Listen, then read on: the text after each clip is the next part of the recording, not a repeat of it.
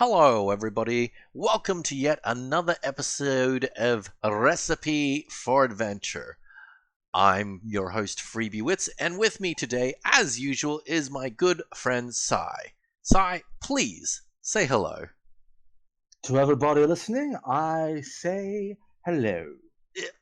I that I expected to be upset, but that technically works. I think I'm like it wasn't exactly, but at the same time, you also look, as a D&D player, I get into semantics, and semantically speaking, that wasn't what I I asked you, definitely, I definitely didn't do what you asked. like, down to the letter, but at the same time, you did the spirit in a really. I'm still upset, is my point. Perfect. Damn it. Perfect. Damn it. You. Fulfilled the request and still failed the request simultaneously. The best way. God. Alright, so everybody, this week is a bit different because I'm not asking a question this time. Sai Yeah. has got a Yeah. question for us. So I was thinking, Yeah, huh? what is your favorite D&D monster that isn't one of like the big super recognizable ones? So like no dragons, no beholders, no like mind flayers. More Oh, esoteric. They can still be like fairly popular, but like none of like the big ones. so something esoteric. Hmm. Let me think for a second, cause gosh. Okay. Do you consider the Warforged Titan to be esoteric or like really popular? Like I think that counts. That It's can. not like a beholder, it's not a dragon, like it's not one of the super big ones. Okay, okay. Yeah, I'd say the Warforged Titan because I'm into giant robots and mecha in general, and I've always liked the idea of, well, giant robots, and Warforged in general are awesome. Makes sense, makes sense. Are you And here? Anyways, yeah. So what's your like? Obviously, I know your favorite monster, like slash archetype monster, is Mind Flayers, but your question said no to those. So what yeah, what what what what is or behold? Actually, you know what? I don't actually know now it because fluctuates. it fluctuates. Because yeah, your Yeah, avatar is literally a beholder. yes. Oh, it's technically not a beholder, but beholderkin, if you will. Oh, I'm not too Well, into beholders, so I don't know the yeah. difference. I just know how they're born. Beholders have way more eyes on their tentacles. Way Oh, more tentacles. They have 10, oh, usually. oh, and Um, yours has like four. yeah, I've got four, technically a fifth hidden one. Oh, Um, ew. yeah. But in terms of monsters that I really love, technically there's a type of demon I really, really like. Oh, The Marilith, which is the Marrowlith. I'm not. yeah, they've got like 6 arms Mhm. and like a snake torso. Oh wait, I think I've seen these guys. Yeah, Yeah. you would have seen them before. Um, they are like really skilled martial fighters and often serve as like generals for demon armies. Oh, But what I actually really like about them is, unlike a lot of demons, they don't come across quite as chaotic as most of them do. Most demons just have the "I'm going to murder you on sight, I'm going to rip you apart, each entrails," all that type of stuff. I suppose if you're a Mariliths, general, you'd have to like yeah, have some restraint somewhere. yeah, Mariliths have like restraint tactics and all that, but like, and it could just be like based upon interpretation, but I very much interpret Mariliths to enjoy fighting Hmm. to the point of it actually being more important than killing. Oh, And they like my kind of vision of them is like they enjoy the fight so much that they have a kind of twisted sense of honor. would you say they're a bunch of Gokus? In a way, kinda. They'll go out, they'll find something strong, and they'll let it live for the chance to fight it again potentially. Oh, oh, damn. That's really Like, cool. yeah, like because that is still somewhat chaotic, but there is Because that it's little very bit of like, selfish. yeah, but there is still that very like different kind of theme that I sense from the Mariliths compared to like regular demons. Like you can actually converse with a Marilith and it not result in like evil actions. Arguable evil action being them fighting Yeah. you and stuff like that, though. Like depending, it's like if you're so much weaker than a Marilith, it's not necessarily worth their time. You make them sound like the Predator. In a way, like yeah, like they're very interesting. That and they have six swords that they can fight with simultaneously. Multi-limb opponents and monsters are Yeah, fun. yeah. So I really like Malus because they kind of they spark my interest in Mm. like their philosophies and such. So, like, ever used one in a campaign? I should ask. I've had a couple of cases. I had one where basically she was in a dungeon being treated as a goddess, and it was like a bunch of kobolds worshipping her. Ah, of course. It's always the kobolds, isn't it? Well, the kobold thing is important for like other reasons, but she was in this dungeon, because the like a wizard summoned a demon, a powerful demon, to use demon blood for some ritual stuff. Eventually, he died. Yep. But the ceiling on the Marilith Stuck around. did not fade even after his death. Oh. So she's just kind of stuck there. And upon meeting the party, she ended up almost in like a kind of tutor role for the party fighter. Oh. Because she's like, you have potential, but you're still too weak. I'll teach you a couple of like helpful fighting techniques so you can get stronger and eventually come back and maybe fight me properly. I like that. And so she actually like she helped the party out a little bit. Did she actually want to stay sealed? It's like, you know what, this is boring, but it's better than the abyss. Like in some ways she wanted out, but she'd also been there for so long. It's like she's been what am I actually institutionalized. returning? It's like what am I actually returning to at this point? She's been institutionalized.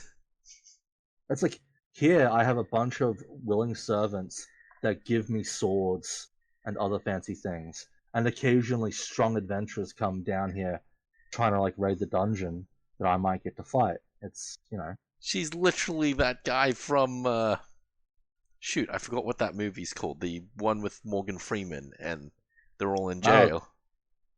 Oh my god. And the main character, pseudo main character, is like innocent of his crime, and then he had like a little hammer, and then is it Shawshank Redemption? Shawshank Redemption, yeah, this is Shawshank Redemption, except with the demon lady. But yeah, like I did that with one case, and I thought that was a really cool interaction. That does sound fun.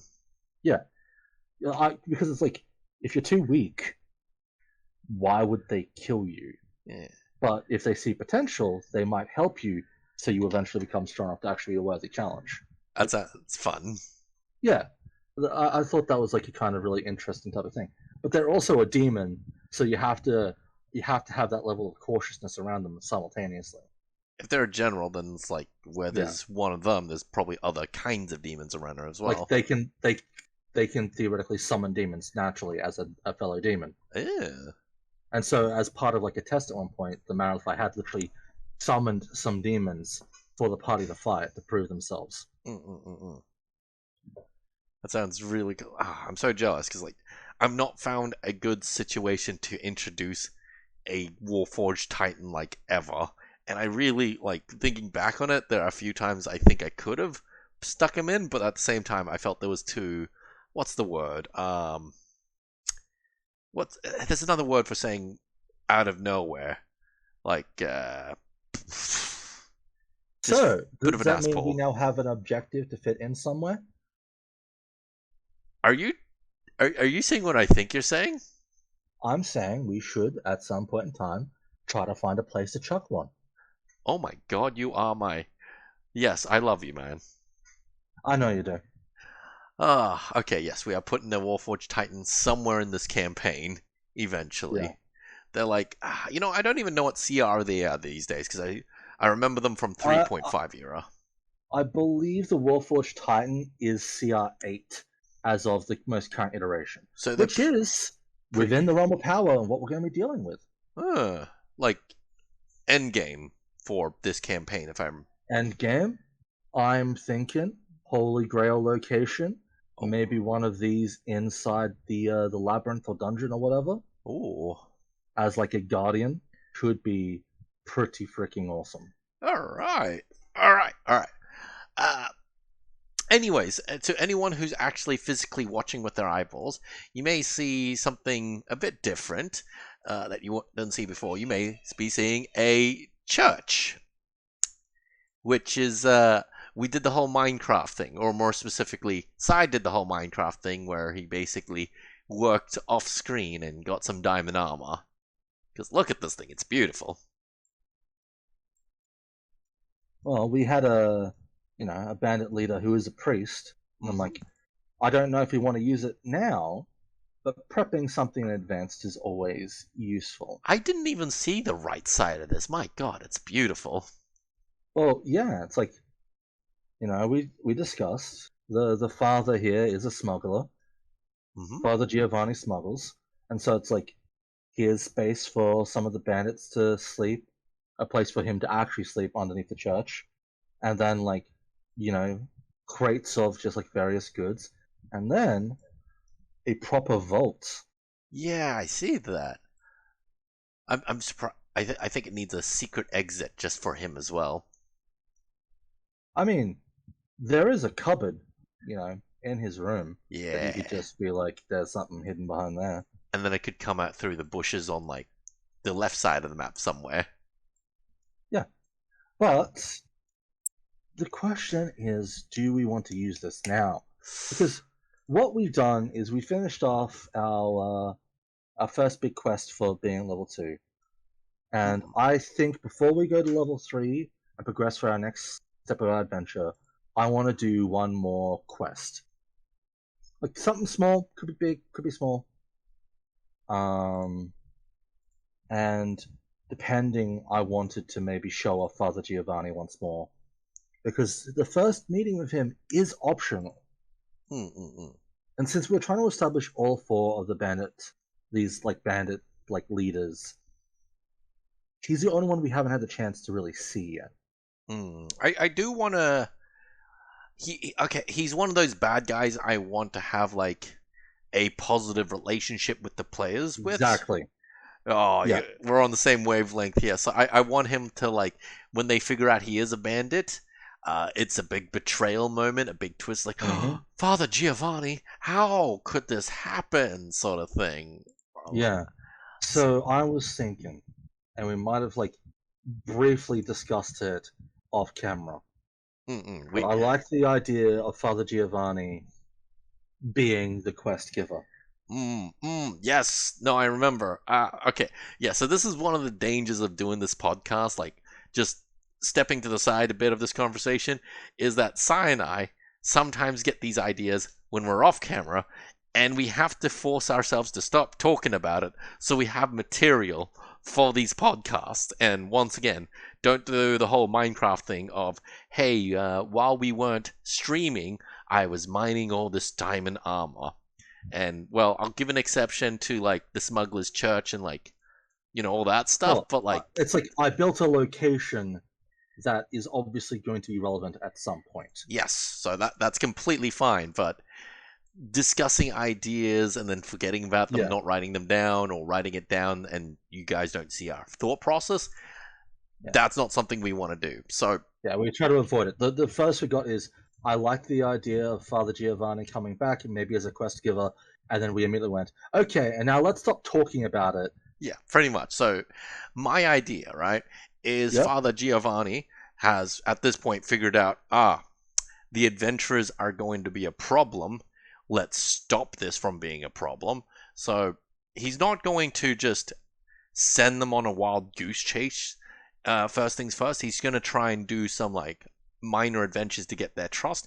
And eventually, when he needs to get rid of them, he's not going to send them to a suicide mission. No. He's going to send them on a milk run in the opposite direction where the quest stuff is. So the idea is that, hey, I'm in contact with one of my bandit buddies and they need to do X over here.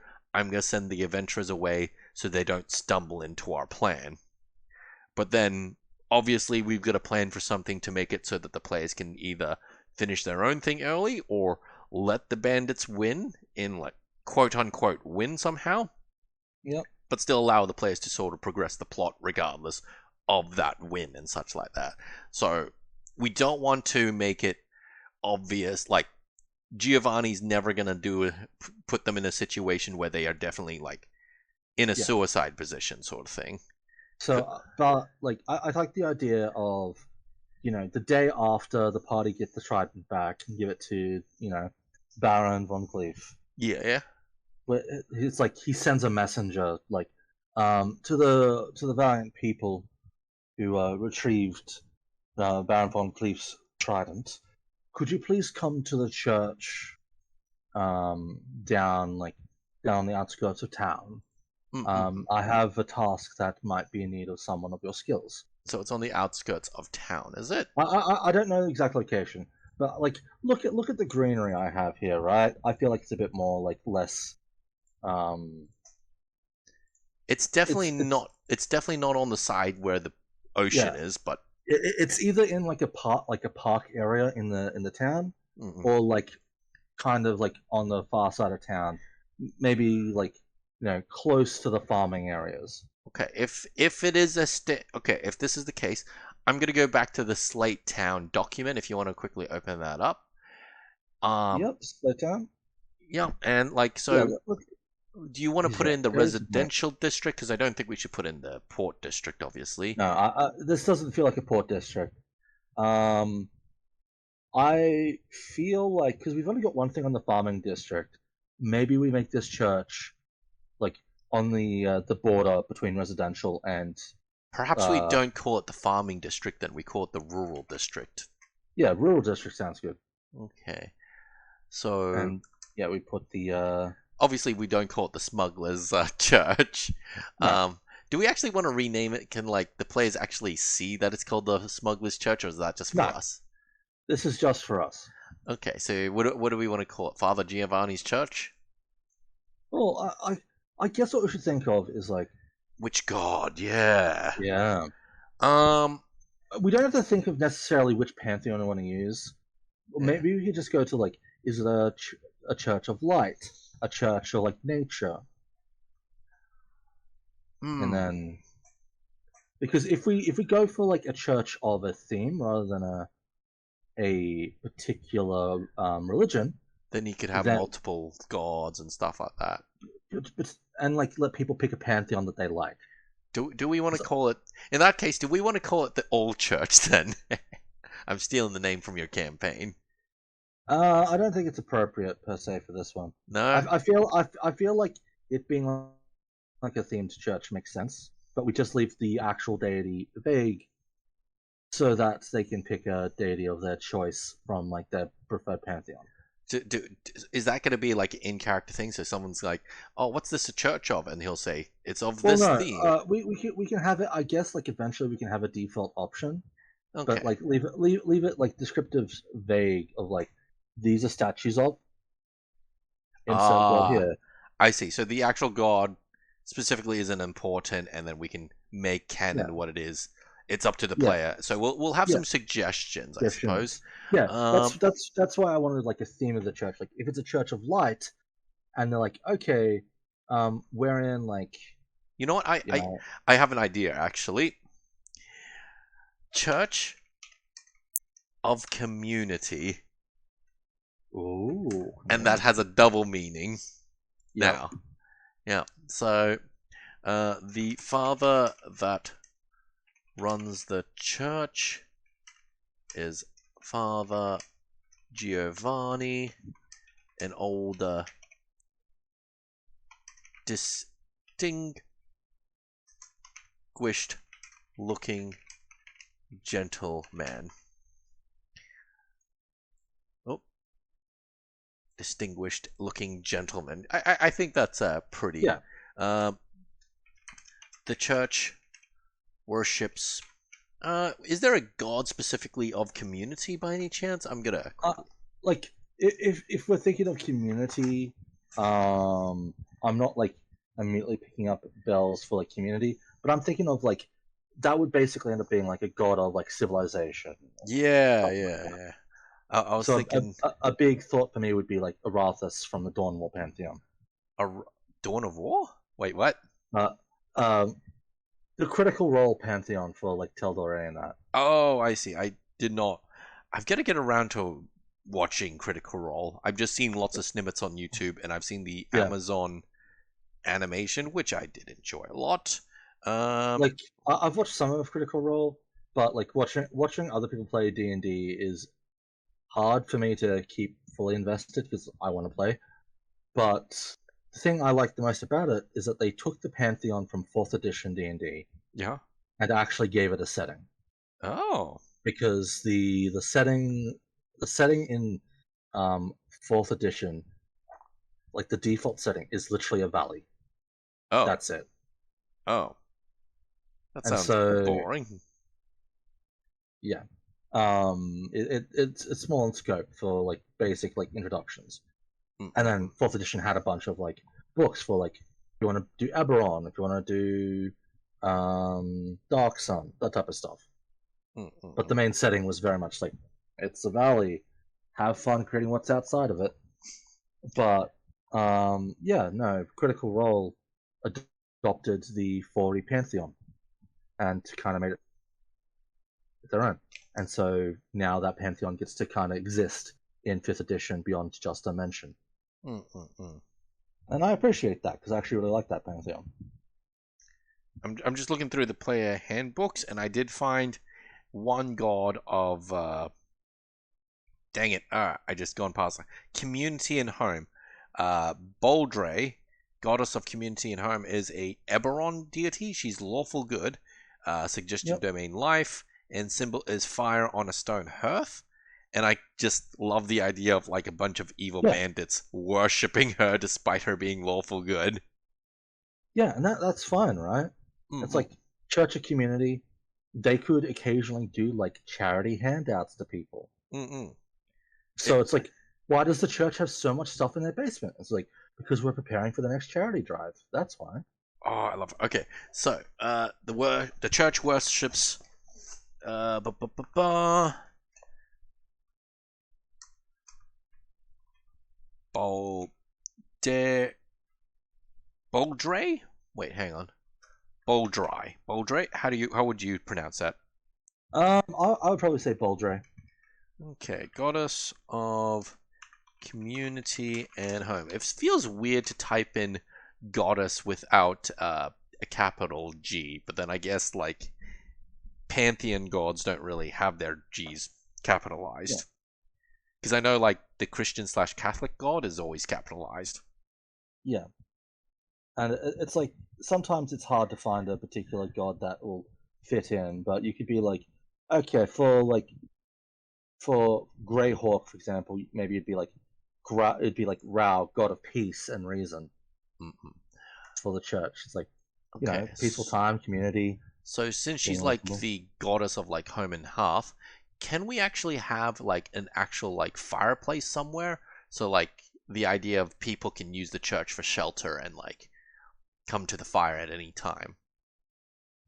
I mean, that's fine. I see no reason why not. Okay, in that case, fireplace. I'm pretty sure there is a fireplace. Ah, here we go. No, it is not what I was looking for. Fire. Because I don't want like a bonfire, like a campfire randomly.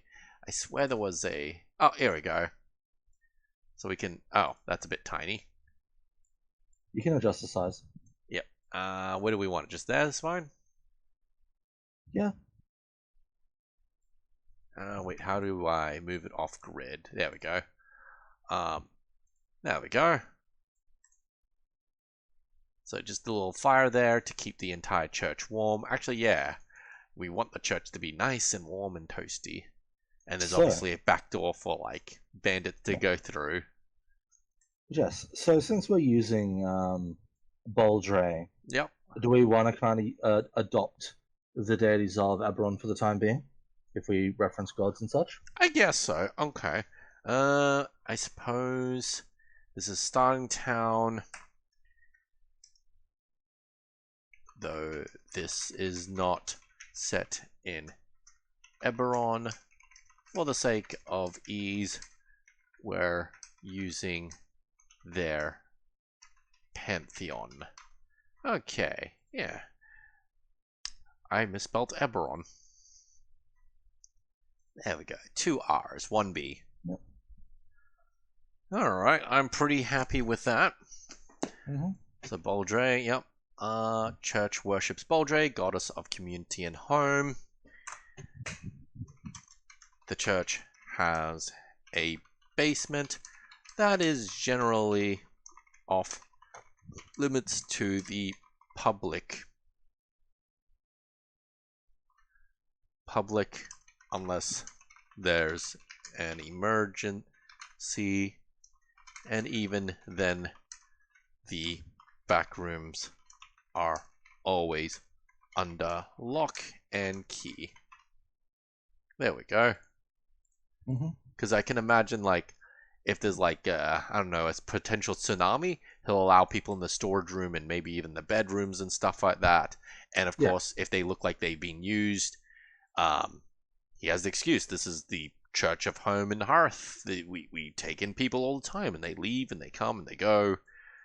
Of course, these would look messy. I apologize for not cleaning them very well sometimes. Yeah.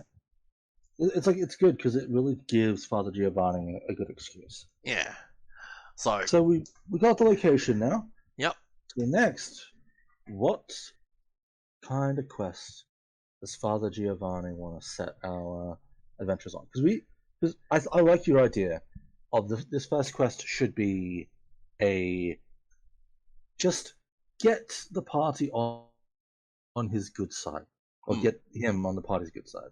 So a nice quest that's maybe a little bit difficult, but not designed to kill them. Designed to be like, hey, thank you very much for helping. Here's a reward.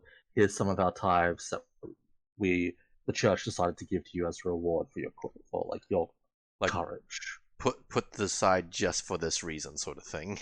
Yeah. Yeah. So now the next question is: do we want something epic, or do we want something maybe a little bit silly?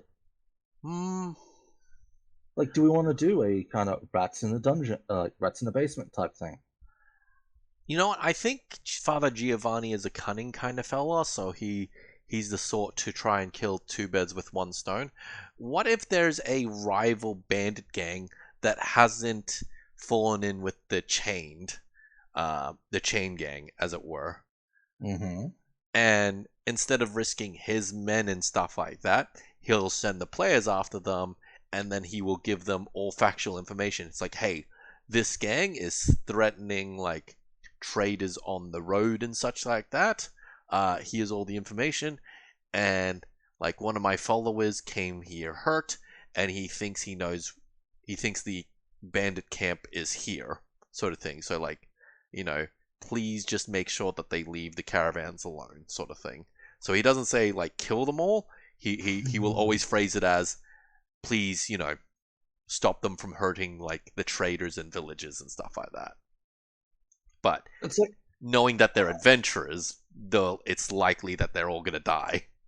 On one hand, I like it. On the other, I'm a bit hesitant for it to just be bandits again. We've got so many, like we've already got like 4 bandit groups interacting as part of the chain gang. Well, they don't. We're doing a lot of bandit stuff already. I kind of want to not do bandits. What about if it was goblins or something? Okay, yeah, let's say goblins, and it's a sort of the same idea. Like the goblins are already they do the similar things to the bandits, except they attack caravans and the money doesn't end up in Giovanni's pocket. Like they are the competition still. Yeah. Okay. Yeah. Okay. Let's go. Yeah. So go with the goblin. It's like, hey, we think there's a little goblin hideout / village over here.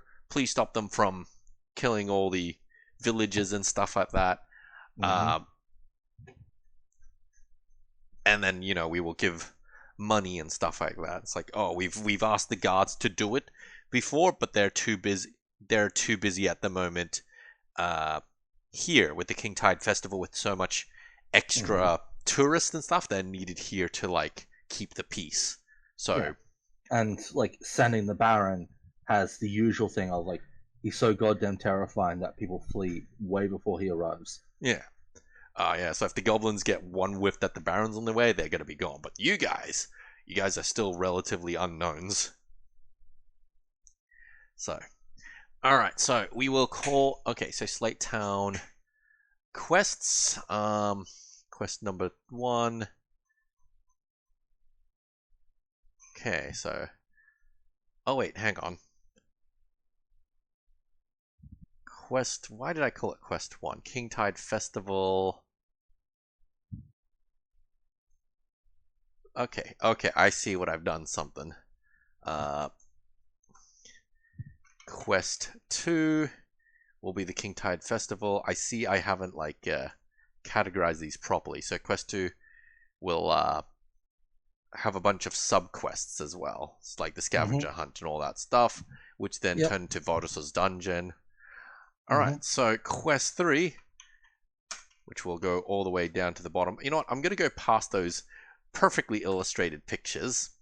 Let them stay. I mean, you drew those pictures and I made a dungeon out of it, so they did their job. They did their job. They did their job. I'm just going to quickly copy and paste this setup. I'm going to make them prettier. Or, like, maybe in the official, like, release that we do for a PDF, we'll make it look nicer. Or we will just have them framed. Either way. Anyway, so Quest 3. Yep. Let's see. The Church of Home and Hearth besieged. Okay, so after returning the Titan Slayer to the mayor,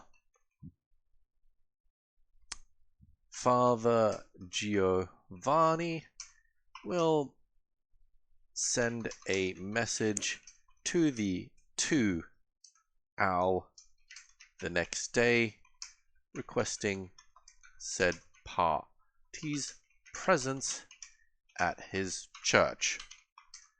Al knows the church, having previously visited it, and will give directions and his opinion that the father is a swell guy.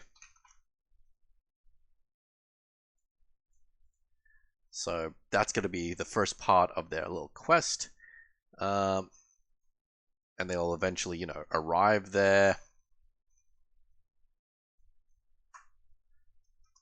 Father Giovani will be inside the large church, sweeping the floors when the party finds him.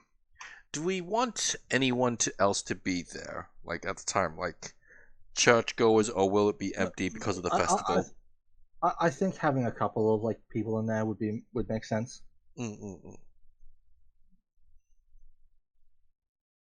Just like a couple of like, you know, churchgoers. A couple of churchgoers quietly praying to the goddess and offering small tokens of worship. Blech. So it's not too important on what those things are per se. The father may recognize the players from the sunken lighthouse, but otherwise recognize them from their description and will greet them all warmly. He will then tell them of his woes and worries about the goblins that are attacking good people outside the town,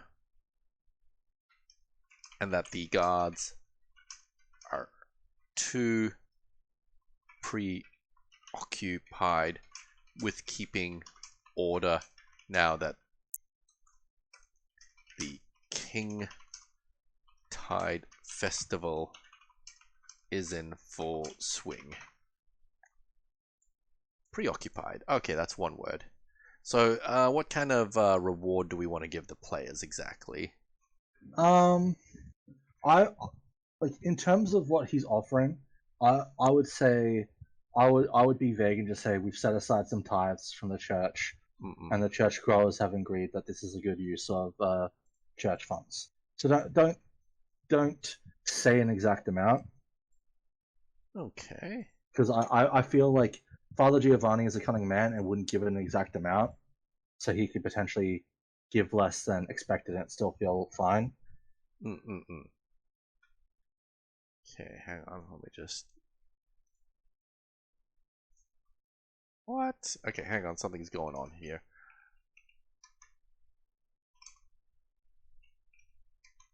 The numbers are continuing from yeah, above, but not even continuing from the right number.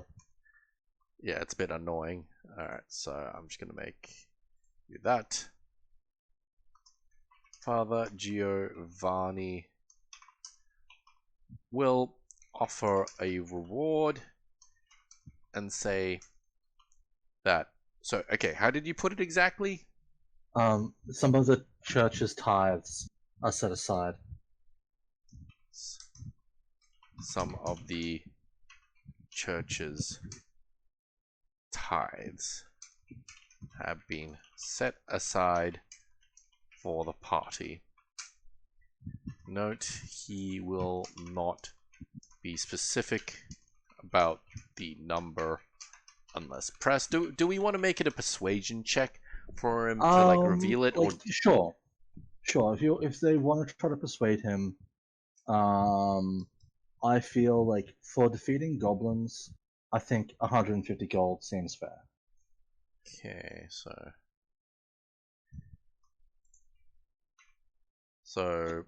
persuasion / intimidation. Persuasion / intimidation. Like, I like the idea that he lets the party intimidate him. It has like 150 set aside, but if he could get away with it, he'll give you like 100. Yeah, so what do we want to give the DC? Do we want to make it relatively easy, like he's letting them intimidate him? Because I assume like he's not going to go like... Yeah, I would make it easy because he is trying to play the party like a fool. So maybe DC 12 then. Yeah. You know what? Let's make it a bit less than 150 and like have him apologize and stuff like that. So like something like 137 gold. Yeah. Oh, that's a good number because like it's not round and even, so it sounds like he's just it's like what he scraped together. Exactly. He will admit that he only can offer 137 gold coins worth of currency, noting that much of it will be in copper, and he will apologize that he hasn't been able to go to the bank to have the coins converted yet. So it will be an interesting note, like if he is not persuaded / intimidated into revealing this, he will pay the party. Do we actually want him to scrimp this much, actually? Because he doesn't seem like the sort that's greedy, to be honest. Like, he is a smuggler and he is a bandit, sort of thing. Well, I mean, he is a smart man. If he can get any leverage, he will. I think the 137 gold coins make sense. I'd probably even just be like 127 instead. Okay. I Because he won't. can save himself 10 gold. Yeah, you know what? I'm not even gonna have him like underpay the players even more than that, even if he doesn't get intimidate / persuaded to like reveal this sort of thing. So I'm just gonna make. I like the 137 originally. I like that number. Okay, yeah, 137. So I like the idea that it's like, yeah, oh, we couldn't make it 140. I'm sorry, sort of thing. Yeah. So, let me think. So we are giving him cleric levels, that's for sure. Let me just see what cleric spells there are quickly, because I like to imagine that he might even offer to throw in like a spell casting service of some sort. Yeah. So, he is currently using like the priest stat block, which has a couple spells: Cure Wounds, Guiding Bolt, Sanctuary, Lesser Restoration. Lesser Restoration is a good spell to kind of give out as a reward because it does a couple of like, specific things. Okay, so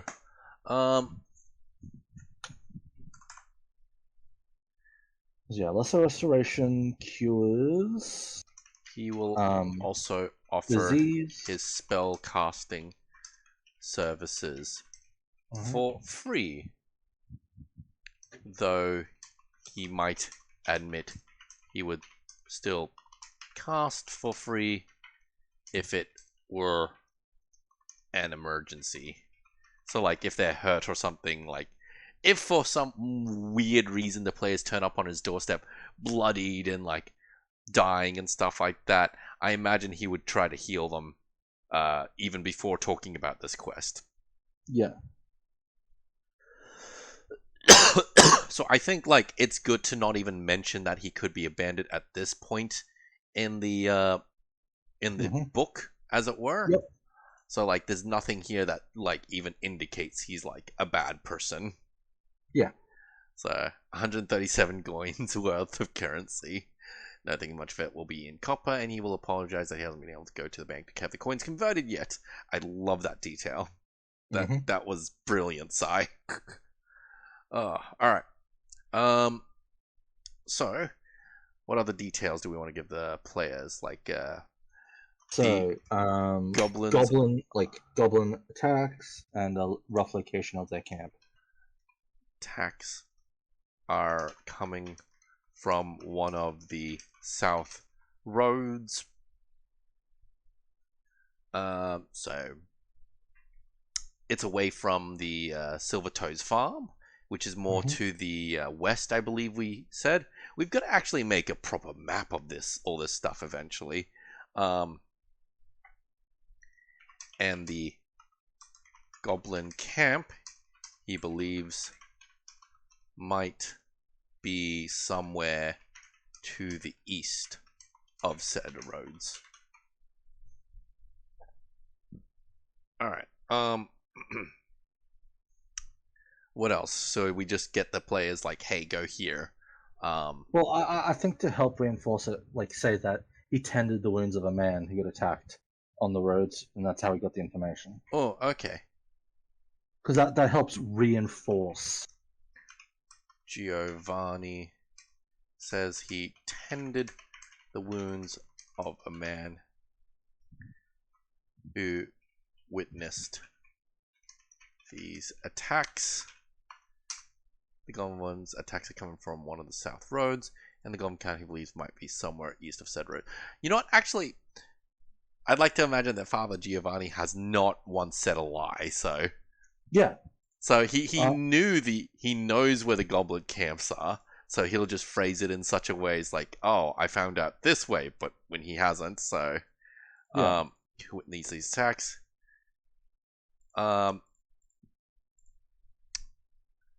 Actually, yeah. one of the church goers approaches the players and introduces himself as a merchant and the man that the father healed, and will offer himself as bait if the party needs it.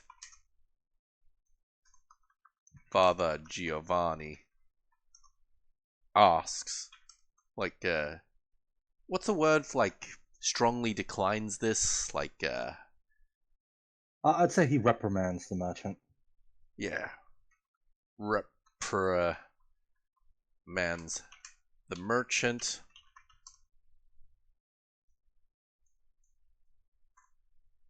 For risking himself, and that this work should be left to stronger people. So, like, Father Giovanni can be, like, convinced. So, like, the merchant can just be one way the players could do this, for example. Yeah. Like, they could still take the merchant up on their offer and, like, sort of, like, go against the father's wishes, sort of thing. But, like, it's up to the party how they want to do this. So, like, what could be... So that'll be, like, the obvious hand-holding, hey, this is one way to do it. But obviously it's not going to be the only one. How else do we want to do this? Or do we just want to go with this one first? I think start with this. Because, like, attacking goblin camps, you could be, like, stealthy. You could just kind of bust straight in. You could try persuasion. So depending on, like, if the goblins are attacking people, they're probably going to be little gits. Yeah. Gonna be little gits, of course. Either way, this will be number 4. I'm gonna write down, if the players choose to use the merchant as bait, skip, go to step 4A. So 4A. Alright, so what does 4A look like? They're using the merchant as bait. So, I'm like, is they gonna use him as bait? I imagine merchant has a cart. And the players are hiding in it, so it doesn't look hiding like in it. Yeah, and he's gonna basically drive the cart along the southern road until they get, ambushed. At which point the party can then counter ambush the ambushes. With the players hiding underneath a large tarp. They will be traveling through the south road before the cart is attacked by goblins. Players. Oh, okay. So a detail I want to do. Oh, hang on.